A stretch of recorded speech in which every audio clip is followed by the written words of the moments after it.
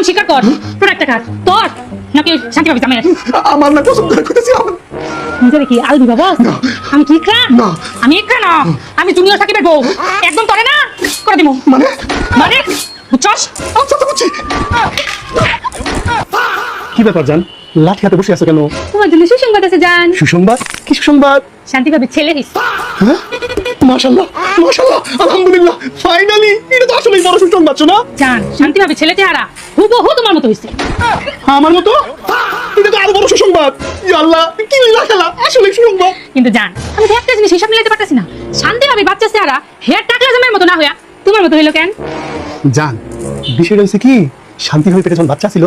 তখন ঘন ঘন আমাকে বাসা আসতো না আইসা আমার কি করতো জানো কি কইতো ভাই